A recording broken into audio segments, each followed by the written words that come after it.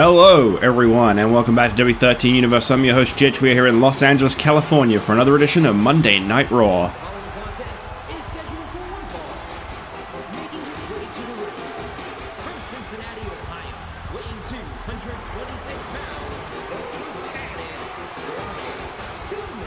Last week, Brian Pillman's debut was crashed by none other than the son of the boss of Monday nights, Miss McMahon's son, Shane McMahon, who has staked his claim over the limit this Sunday for the Light Heavyweight Championship here tonight. It is going to be Brian Pillman and Shane McMahon who go one-on-one with one another for the not for the Light Heavyweight Championship, sorry. And last week we were robbed of Brian Pillman's debut. We'll see if tonight Brian Pillman is quite the hype that we've been waiting for when he goes up against Shane O'Mac one-on-one. More than that, we'll see how fitting Shane McMahon truly is as a contender for the Light Heavyweight Championship. Approaching the ring, accompanied by Mr. McMahon from Greenwich, Connecticut, weighing 234 pounds, Shane McMahon. Compensation to ensure that the company are not sued is the reason that Shane McMahon ended up getting a Light Heavyweight Championship shot, as if Shane was really threatening legal action against his own father for being smashed through a barricade in his debut match a couple weeks ago on Raw. That is the reason that Shane McMahon finds himself this Sunday at Over the Limit in a matchup for the Light Heavyweight Championship. Also coming at Over the Limit this Sunday, we've got ourselves a sorry, I'm trying to remember the card all of a sudden. We got ourselves a World Tag Team Championship matchup between the Disciples of Darkness and the Power Trip, as this rivalry continues to spark right now. The Disciples of Darkness 2-1 in terms of win-loss with the Power Trip. We've also got a one-on-one Intercontinental Championship matchup. The contender for that championship will be determined tonight. Heath Slater fighting in honor of his tag partner Justin Gabriel as he goes one-on-one with R-Truth. Be interesting to see who it is that ends up facing the Miz. Slater really trying to do his partner some justice. We've also got the Women's Championship on the line as Kelly will be defending... as Natalya will be defending the Women's Championship against Kelly. Is what I meant to say there.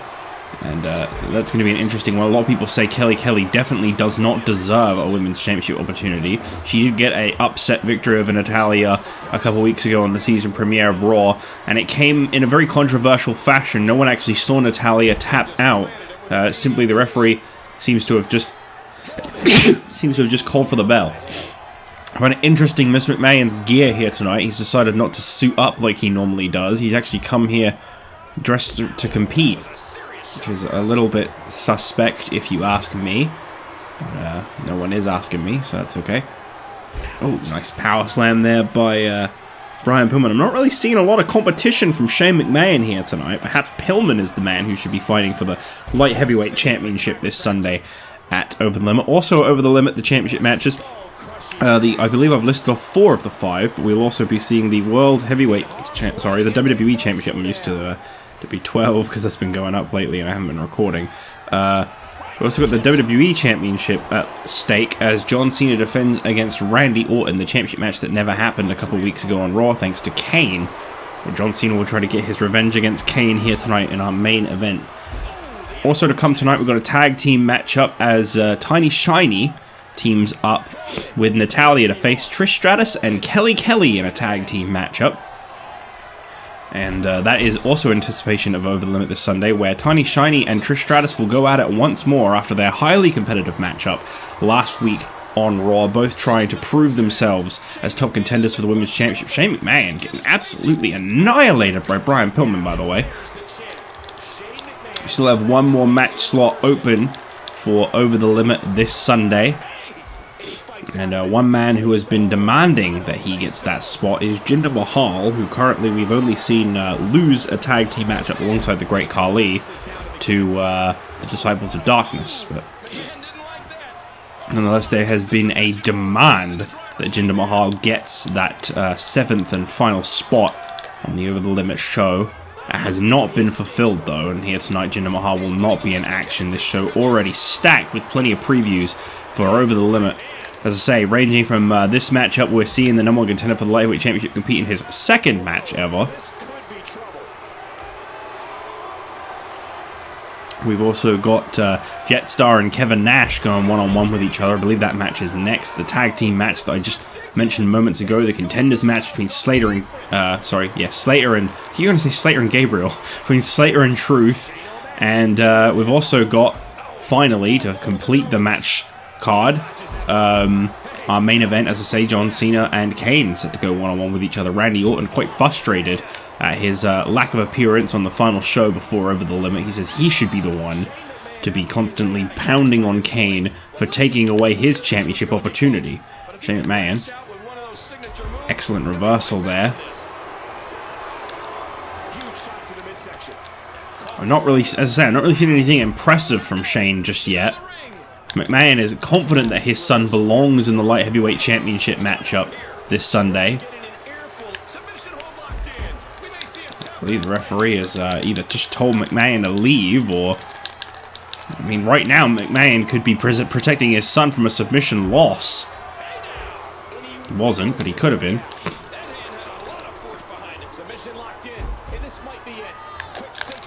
Uh-oh. Shane McMahon locked in once again, facing his own dad there. Trying his best not to submit. Brian Pillman absolutely laying into Shane McMahon. This is not Shane's night. And I believe, yeah, Miss McMahon's just been kicked from ringside. We're going to need to see more from Shane than this if he wants to become light heavyweight champion. What is he looking to do now? Brian Pillman up top. Shane really trying to make sure he stays with each one of those strikes. And a superplex from Shane McMahon. Oh, he got to the top very quick. Elbow drop. Is this going to be enough? Not even close. Brian Pillman fights back and hang on. Shane? The hell? Just stop. Stop doing this. Take your opponent seriously. Big strike to the face by Shane McMahon. He goes in for the cover. Is he going to be able to defeat Brian Pillman? Still no. Oh! Big impact DDT there by Pillman. Oh my god, right across the bloodied forehead of Shane McMahon. That was brutal. Pillman. Has he got... Oh! Big snapping suit. Is that really his finisher? That seems a little anticlimactic. Big snapping suplex by Brian Pillman on Shane McMahon. And Brian Pillman pins the #1 contender to the Light Heavyweight Championship. Surely we got to make this at least a triple threat this Sunday.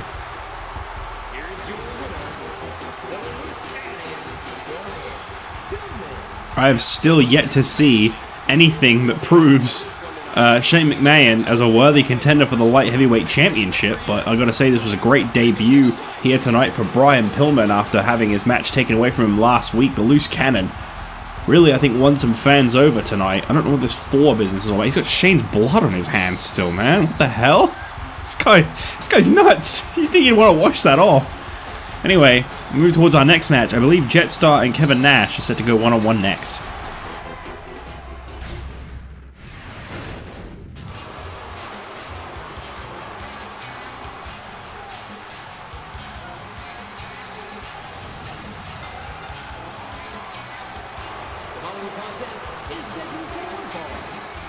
Making his way to the ring, representing the power trip from Detroit, Michigan, weighing 308 pounds, one half of the World Tag Team Champions, Kevin Nash. This is a way better theme for Kevin Nash, by the way. I do not like his theme in 12. I really struggle. Sometimes I think a theme can really impact how well I want to use someone.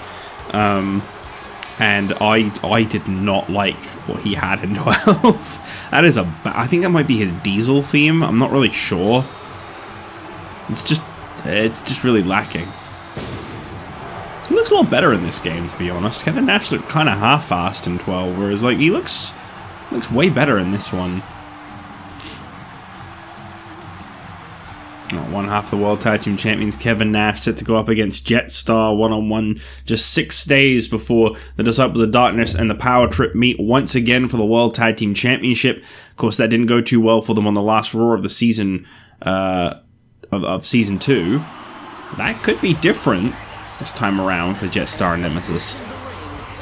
Representing the Disciples of Darkness, and no place in particular, Jetstar. Jetstar looking ready as ever for some competition here tonight. This is a man who, I'm going to say, really made himself towards the end of the last season. He really pursued the spotlight to the best of his abilities, wouldn't let anyone tell him no. I mean, he went as far as to attack the ECW champion Mick Foley on draft night, just so that he could take his spot in a match. He may not have won, he may not have beat Mick Foley either, but the point is he's trying to make the strides, he's trying to take the initiative to get himself featured on the shows. He's forcing himself in. Right now, I think the Disciples of Darkness and their relevance is to credit to Jetstar. I would say that. That is me saying that right now. Look at the gold. This should be an outstanding match. I don't know why I felt the need to say that. I just did. So I did. You're welcome.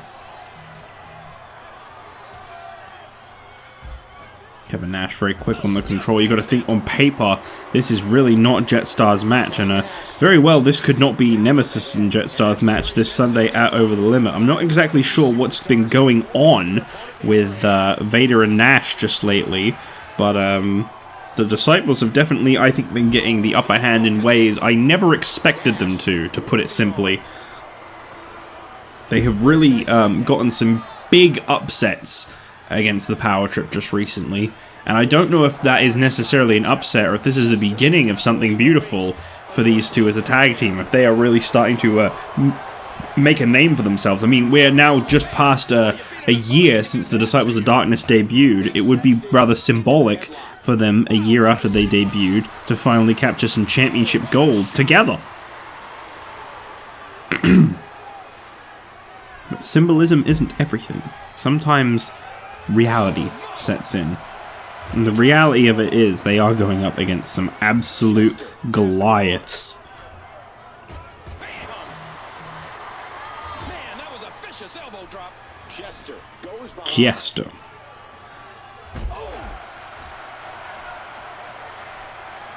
Jester from behind.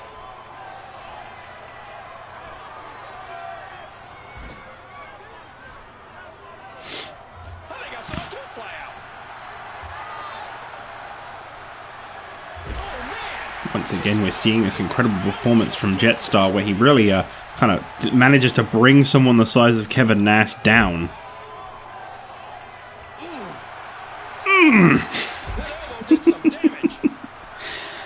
We may have lost our grunts, but we've still got Michael Cole doing some for some reason. Right now, Kevin Nash floored.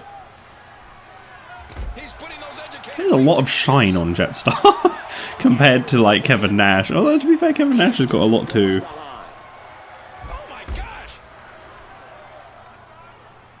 Great reaction. Michael Cole when watching a Fine Brothers video. Why did that make me laugh? That wasn't even fucking funny. Great reaction. Oh god. I've never understood the appeal of reaction channels, but if you like them, tell me why.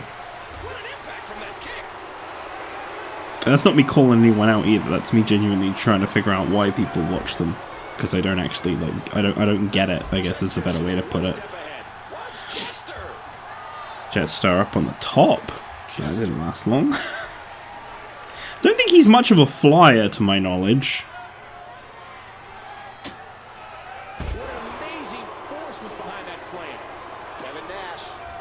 Kevin Nash. Squeezing down on the head. Kinky. Oh, did you see the force behind that? Big Sexy into the headlock. I love when Michael Cole calls him Big Sexy. I know that was his nickname at one point, but that doesn't make it any less brilliant to hear him be like, oh, Big Sexy. And it's like, you want him to fuck you, don't you? Don't you, Cole? thought Jetstar was finished for a minute there. I was looking pretty close. And there's an elbow drop. You were an elbow drop. I need to quickly put my phone on charge, folks. It just went doot doot and told me it was low. I'm literally just over here. I'm still in the room. Physically Still dominant. very much a part of this. Kevin Nash. Just doing that. Side suplex by Kevin Nash, just sending the tiny Jetstar crashing down.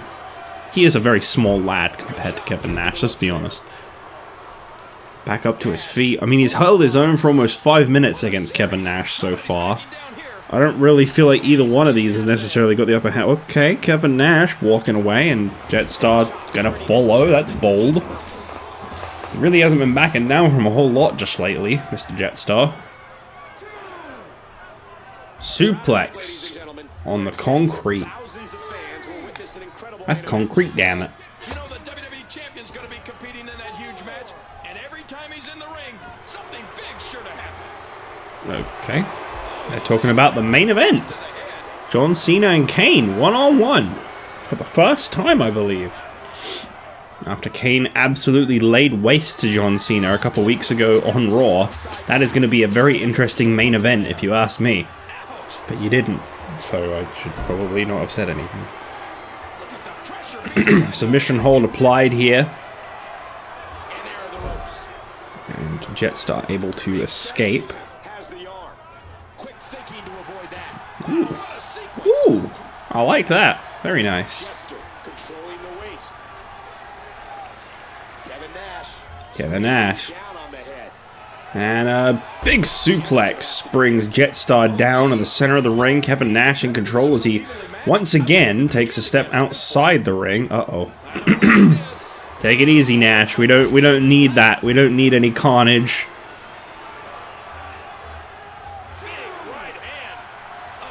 Back into the ring goes Jetstar. Kevin Nash towering over him on the side of the ring, and sorry, big boot to the face of Jetstar.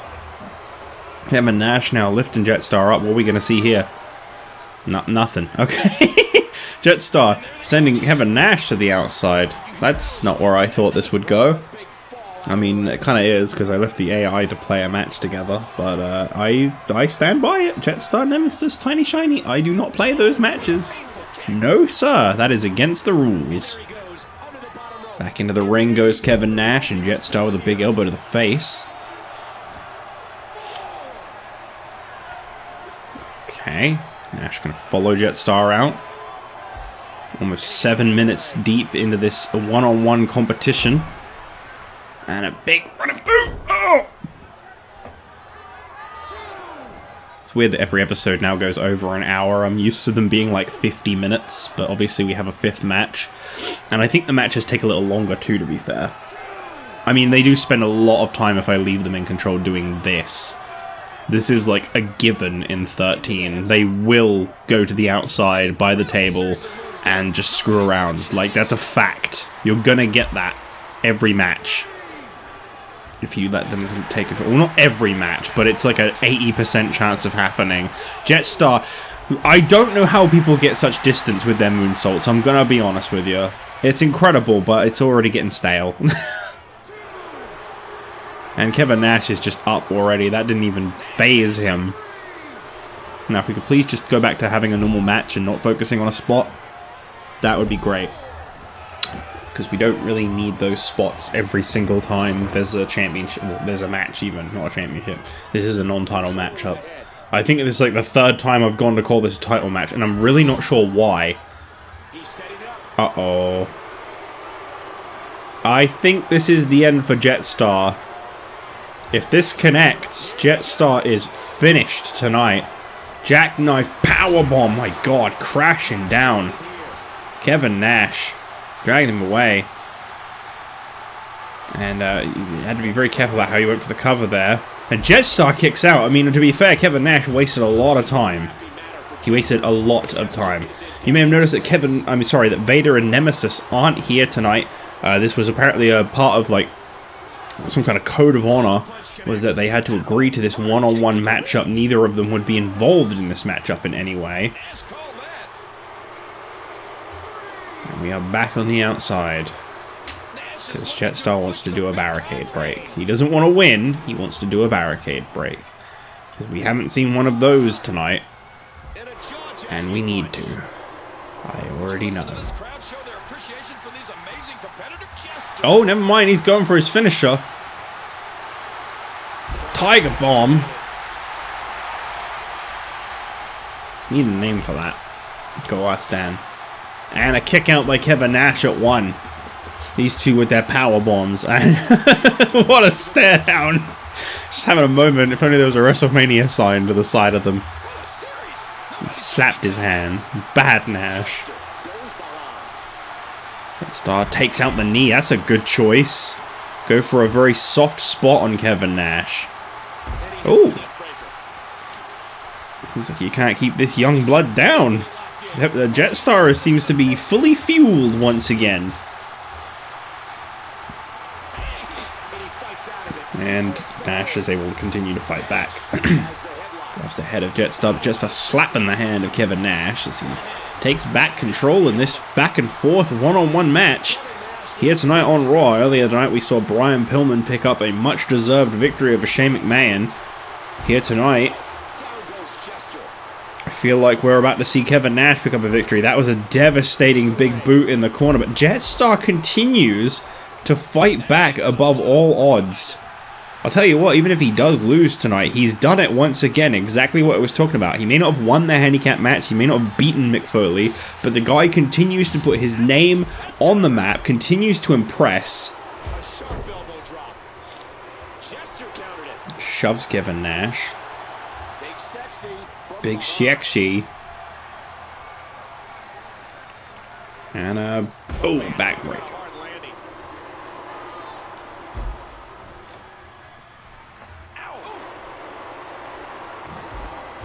Okay, that'd be a rather anticlimactic. That'd be a WWE 12 finish right there.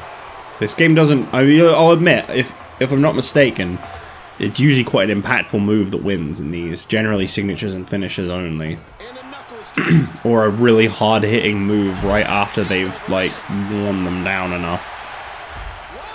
You won't get an arm bar and then a pin. I mean, this shouldn't win, for example. Yeah. Whereas in 12, if you're on red damage, you just won't. They won't kick out. The amount of times I had to actually press the button to force a kick out because I knew the AI wasn't going to. Big knockout punch. Jetstar got busted open. Closed fist strike to the face of Jetstar, which is illegal, I should mention. And just like that, Kevin, I don't know what's with the lag, just like that, Kevin Nash picks up the victory, but it comes in a very controversial fashion. Closed fist punches are illegal. And that was absolutely one you can tell how quickly that managed to bloody Jetstar. Well, the heart of Jetstar really was on display here tonight. He showed exactly what he's made of, but unfortunately it wasn't enough to get the victory, and this has definitely softened up one half of the Disciples of Darkness heading into their Tag Team Championship matchup 6 days from now at Over the Limit. Best of luck to him right now. Kevin Nash and the Power Trip looking very promising as we move towards our tag team matchup of the night. Natalya teaming up with Tiny Shiny to face Trish Stratus and Kelly Kelly.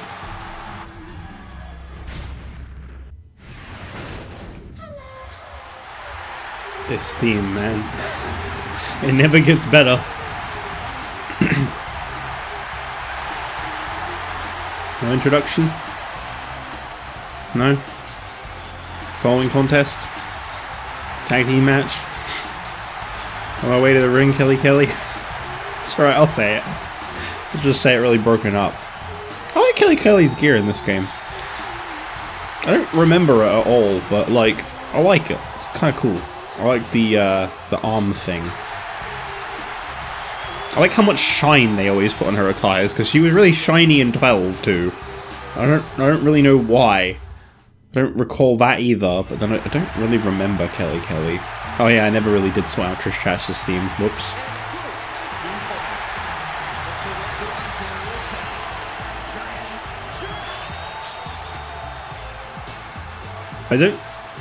I I don't know if this is better or worse. I don't really know this theme. It sounds really generic.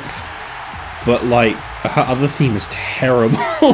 So I don't really know what the better solution is, to be honest. I mean, at least the other one has, you know, as horrible as that laugh is, it's got something that's recognizable about it. It's time to rock and roll. Boy.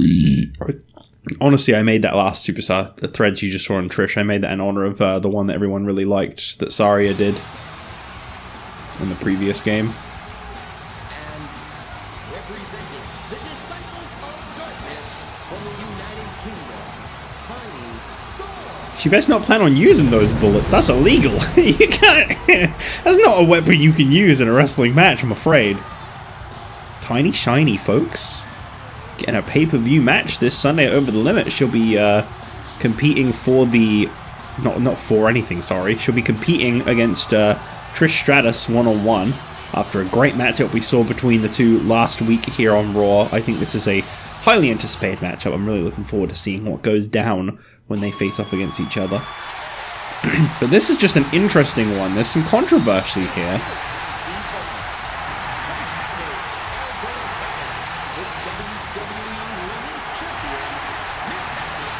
Some real controversy here. Natalya and Kelly.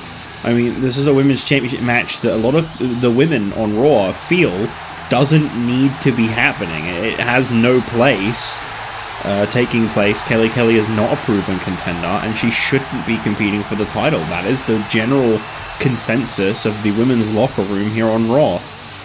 Speaking of the women's locker room, we've got most of them in the ring here tonight. There's still one that hasn't debuted, and there's a couple that aren't here tonight that I can't currently remember. Layla and... Or is that it? That might be... I don't know. I want to say someone... No, there's a... Yeah, Brie Bella, that's right. Layla, Brie Bella, and the new superstar that still has yet to debut.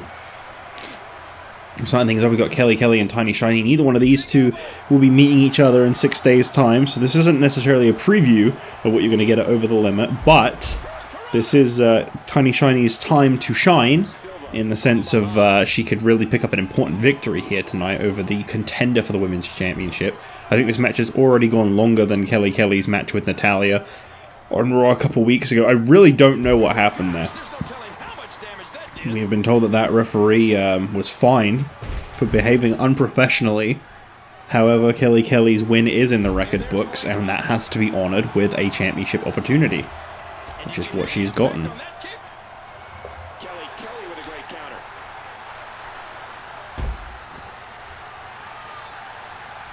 Kelly with a bulldog.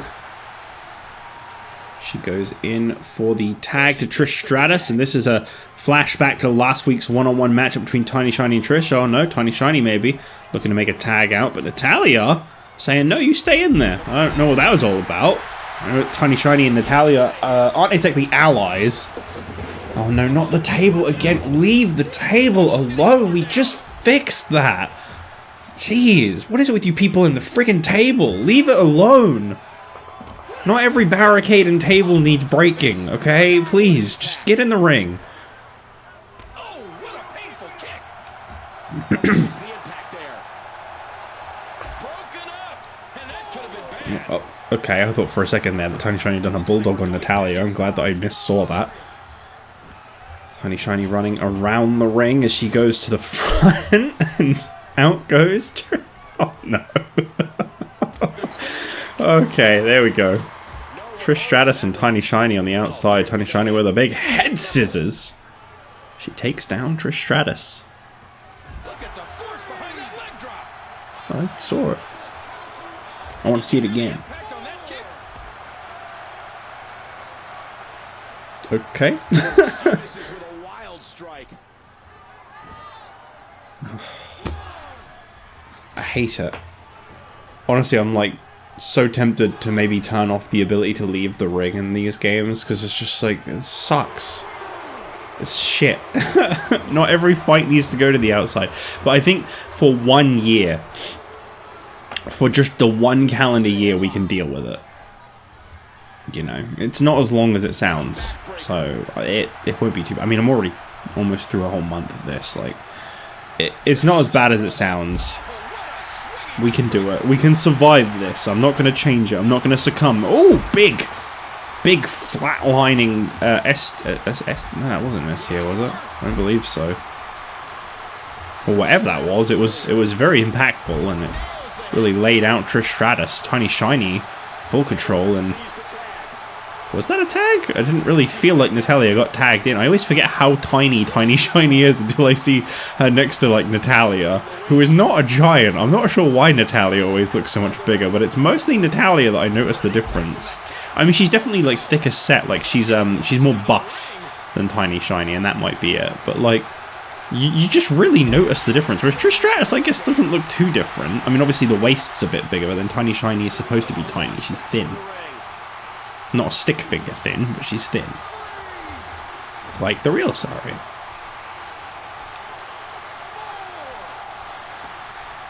Big suplex by Trish Stratus as Natalya quickly strikes out Trish. And notice that Kelly has stayed far away from the action, despite the fact that Trish Stratus is clearly hurt right now.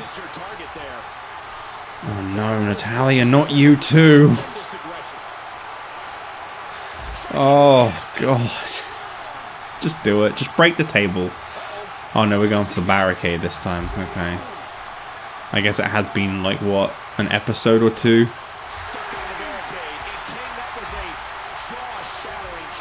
Wow. She didn't have a finisher, but she still tried it anyway. Trying to drag her to the corner. Tiny Shiny's like, no.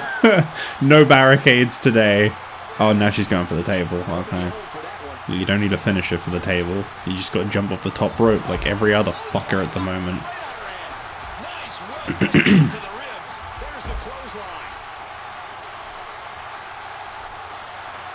Natalya sending Trish Stratus into the corner as she maybe looks to tag back in Tiny Shiny. Really thought about it for a moment there, but yes. Fans are just on their feet. They're so excited about everything happening in this match, and especially everything that's not happening. A beautifully executed head scissors there by Tiny Shiny. She lays out her over-the-limit opponent, and Natalya is back in the ring, everybody. She's back in the ring, and she goes straight for a cover on Trish. No time wasted. I'm starting to feel like Kelly is being a little bit disrespected here by the other three competitors in the match. She's being completely ignored. Even by her tag team partner. I mean, obviously the opposition, there's not a lot they can do. It's not really recommended that you drag your other opponent into the ring. But she's definitely being a little bit pushed aside by Trish Stratus, who is clearly trying to get this job done on her own. As I say that, though, maybe she heard me. She's going into the corner. Is Kelly going to come in? Yep, and here's the tag made. Kelly back in for the first time since like the first minute of this match, and straight on the opposition, on the offense even, of Natalya. Her opponent, in just 6 days for the Women's Championship, lifting DDT, brings down Natalya. Kelly got Natalya up on her feet and over the ropes. Don't do it. Big strike by Natalya. She gets back in the ring. That's good thinking. Power slam by Natalya. I feel like this one's already had more offense between these two than their initial match that made Kelly contender. Oh no, Natalya, no. She's got to make it to over the limit.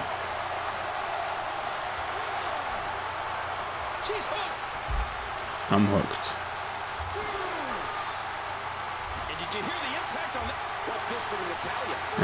Discus clothesline.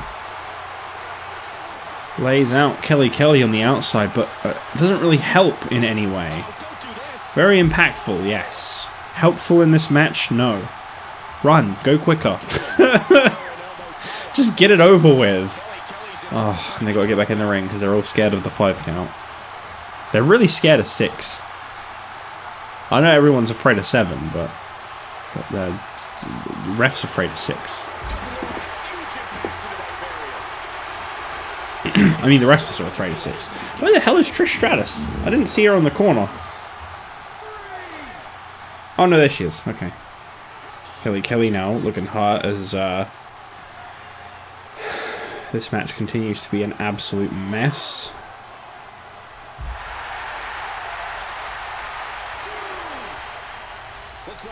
I'm getting bored. I'm getting bored. I'm getting bored. Oh, jeez! What a collision! I might have to even start playing Nemesis, Jetstar, and Tiny Shiny's matches at this point, because these are just brutal. I don't want them being associated with every shit match that happens in the series. Oh look, a table spot. Great. That's wonderful. Wow, the table broke. That was really exciting. I hope we get a replay. No, we didn't. That's a shame. Can we go back to having a match in the ring now, please? Yeah, settle down, folks. It's just a table break. You already saw one. I agree with Tiny Shiny.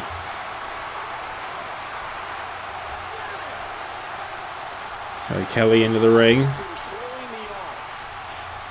Natalya sending her into the corner. Not really sure why. Probably just try going for a win. You've hit her with a discus clothesline twice, but you know, it is what it is. Here's the cover from Natalya. Of course, Kelly kicks out. Natalya going for a submission. What? This isn't a submission. Showing off her strength with this big suplex. As she doesn't go for the win, she goes to Tiny Shiny, and then she goes, actually, I could probably end this match. Good thinking, Natalya. No, you can't. Kelly's OP, man. Oh, boy. Here's a cover by Kelly, who has not done any damage on Natalya. I don't know what she was thinking.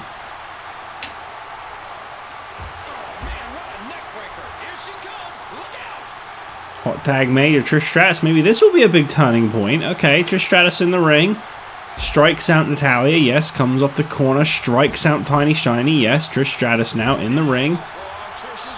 Sets up the women's champion. Chick kick across the face. That's good stuff there. Kelly running over to stop Tiny Shiny from interfering in any way. And Trish Stratus picks up a pinfall victory over the women's champion. Well, it's not Kelly that gets the momentum over the limit there, but it shows that Trish Stratus and Kelly can work well together.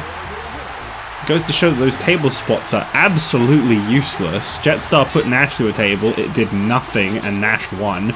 And Natalya put Kelly through a table, it did nothing, and Trish and Kelly won. Maybe we can stop doing those now.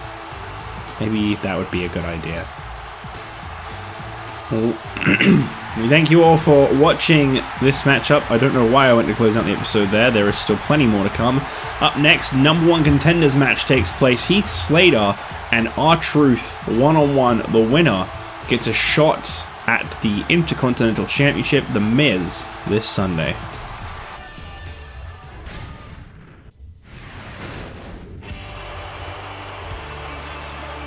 Oh man, I forgot about this theme.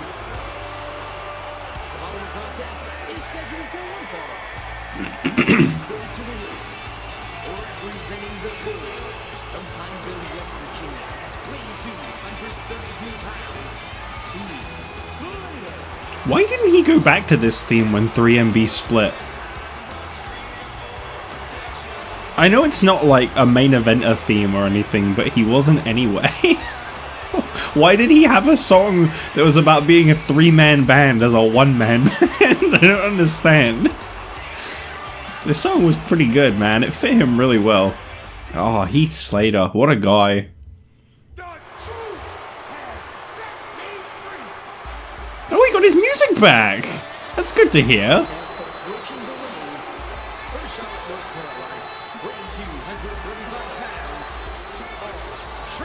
I guess without Mark Henry around to beat him up, he's feeling a little bit more spry.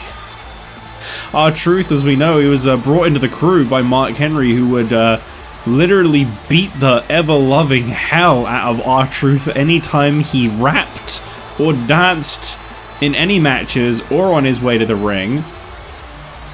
But obviously he's away from Mark Henry now. Truth is back, according to his ass. I'm not quite sure what that means, but Truth is back. He is back here on Monday Night Raw. And that would be his back, yeah. Almost a little bit like a straitjacket he's got on there. He's acting a little funny, to be fair. I'm wondering if Truth's okay now, actually. You doing alright there, Truth? He seems very different about him without Mark Henry. He's still talking to himself. Is he talking to the floor? Is there someone there? Could that be the little Jimmy that his move is named after? Could it be? Okay, well, here we go. The referee calling for the bell, and Heath Slater striking out the referee. I don't really know if that was a smart move. Okay. We got to give it a while, right? It's a lot to load. The character models were already on screen, as was the referee. You don't understand. The referee's been turned inside with a huge clothesline. Man, I actually really like this Superstar Threads I did for Heath Slater. I wasn't sure how it looked. Brown isn't a color I play with too often. I try not to use brown. But I think there was Superstar Threads that Saria did in the previous game, in 11. For Kofi Kingston, and I was like, oh, brown actually works quite well if you use the right colors with it. Now, Heath Slater and R-Truth competing for a shot at The Miz's Intercontinental Championship. The Miz, the first man to have ever held the championship twice. He's also the first ever Intercontinental Champion. He's the first man to have held the Intercontinental Championship on both Raw and SmackDown, as a matter of fact. And he is the reason that the former Intercontinental Championship is no longer with us. But nonetheless, The Miz is the current reigning Intercontinental Champion, and I suppose in his eyes, he I know that the longest reigning champion and the former champion who we can't talk about, I know that is his best friend, but I also know that a part of The Miz is going to be obsessing over the fact that he's no longer the record holder for the longest reigning Intercontinental Champion. As his friend took the record of over 200 days as Intercontinental Champion. Miz had 180.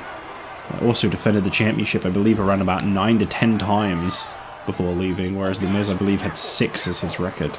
So, Miz has been outdone in terms of a successful Intercontinental Champion. Obviously, I know that's going to be a real chip on his shoulder, but is The Miz really going to be able to hold the Intercontinental Championship for 200 plus days? He seemed a little afraid of Justin Gabriel, if you ask me, last week. That was a very, very vicious display from The Miz. Justin Gabriel not here tonight, unfortunately, and he won't be over the limit either. Some real bad blood establishing between The Miz and the Core. Brie Bella and Heath Slater both watched on helplessly as The Miz continued to just bloody beat and hurt Justin Gabriel.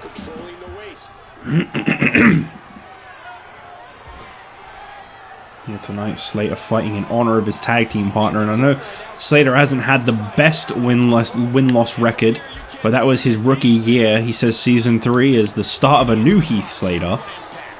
He's the one-man band, and he's gonna steal the show.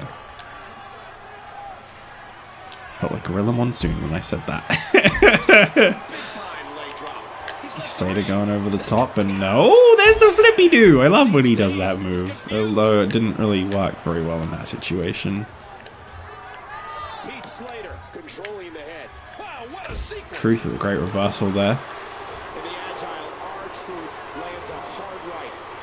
Something does feel a little different about the way R-Truth is performing here tonight.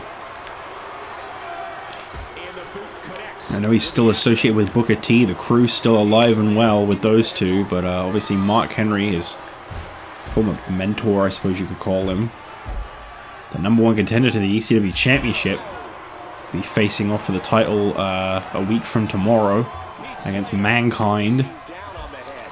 And there's an overhand right.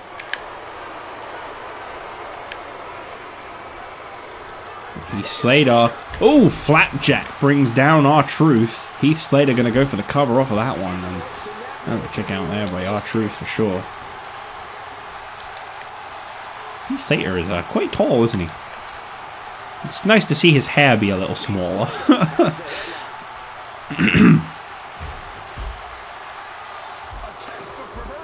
Can he follow up? Oh, Slater in with a quick reversal there. Beautifully executed roll-up, and oh my god, what? Heath Slater just going to show that sometimes it's all about picking the right spot, and that is exactly what he did. Here comes The Miz, though. Hold up a second. Whoa. I guess this was to be expected no matter who won. We knew it was going to be The Miz that tried to have the last laugh in preparation for this Sunday Over the Limit. So it will be Heath Slater and The Miz for the Intercontinental Championship. Can Slater win it in honor of his partner Justin Gabriel? That is the question. It would definitely be a huge underdog victory over someone so established, so incredible as The Miz. But regardless of that, we got to move on. And up next, our main event, John Cena and Kane one-on-one for the first time.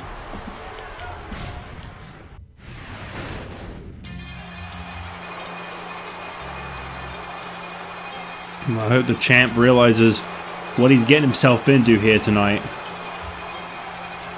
John Cena set for a one-on-one match with Kane.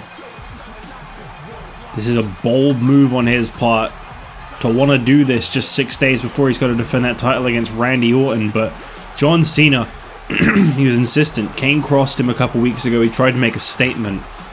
And then he showed how weak he was when he wasn't even able to beat Randy Orton last week on Raw and get a shot. And that was the man Cena wanted to beat at Over the Limit. He'll settle for Orton, but he wants Kane. So here tonight, he's going to go one-on-one just 6 days before he defends against Randy Orton. Cena clearly learning a thing or two from The Miz back in the day, using John Cena to help him win the WWE Championship. He used the Legacy to try and help him win the WWE Championship. He's going to go toe-to-toe with one of the most intimidating freaks of nature, not only on Raw, but in general. Oh, hold on a second. What was this? Oh, what is this?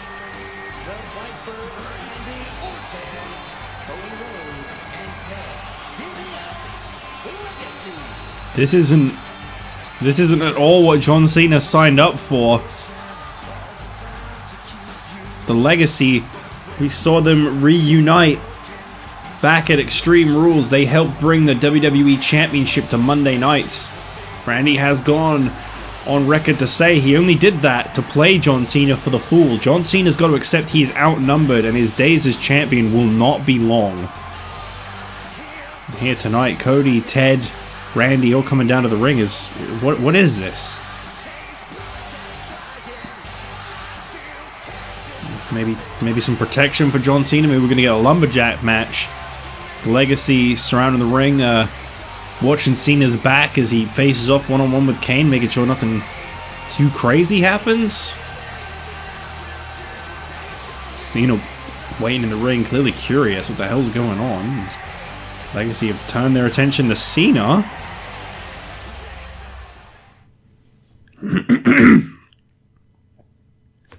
I don't really know what to say.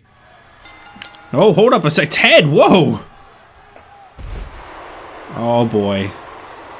Randy Orton clearly not too appreciative of John Cena stating that that isn't the man he wanted to face. The Legacy. Oh wow, turning John Cena inside out there with that clothesline. Cena's clearly not even like dressed to compete. Still got that jersey on.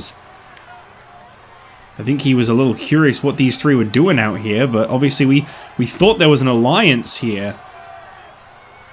And you're just watching as Cody Rhodes wrenches back in the face. Referee helpless. I mean, what's he going to do? How is he going to stop these three? Cena forcing the tap out. The referee is powerless in this situation. You're not going to stop these three guys from beating down the WWE Champion. He couldn't stop Kane from doing it. As this match wears on, it's becoming more and more obvious that that's what the strategy is. Randy Orton making it abundantly clear. John Cena trying his best to fight back here. Randy Orton very quick to turn around. Look at the face of John Cena. Randy Orton has already brutally busted this man open. There's a lot of things under the ring, and all of them hurt. Oh Doesn't get any better now. Randy Orton with a steel chair in hand as Cody Rhodes once again locking in that submission hold. Cena was forced to tap out. You don't see that too often, but Cena is hurting. The WWE Champion is getting worn out. Cody, oh my God. Randy Orton clearly felt a little intimidated by the presence that Kane had established, taking it upon himself to try and make himself the more feared member of Monday Night. Oh, a double RKO, and Randy Orton lifting John Cena up and drops him once again. And I guess he feels his point's been made there, laying out the WWE Champion 6 days before Over the Limit. Don't trust Randy Orton. That's the message here. And that should go to these two as well. They've already felt the wrath of Randy Orton in the past. Surprised to see them working with him again, to be honest. Well, the WWE Champion just got laid out. These fans seem to be happy about it. The Legacy really making themselves noticed here tonight. 6 days before Over the Limit, Randy Orton clearly not appreciative of John Cena's comments about wanting Kane at Over the Limit. And the Legacy really made an example out of the WWE Champion here tonight. Well, thank you all for watching tonight's Monday Night Raw. We have got Over the Limit presented by Monday Night Raw in just 6 days' time, where you can see the light heavyweight, Intercontinental, World Tag Team, Women's and WWE Championships online. As well as that, we've got a one-on-one match between Tiny Shiny and Trish Stratus, and as recently confirmed, due to the incredible performance back in the Championship Scramble to determine the new Intercontinental Champion, at Over the Limit, kicking off the show will be a one-on-one match. Bret Hart and the British Bulldog facing off one-on-one. Thank you for watching Monday Night Raw, and I'll see you guys this Sunday for Raw's Over the Limit and tomorrow night on ECW.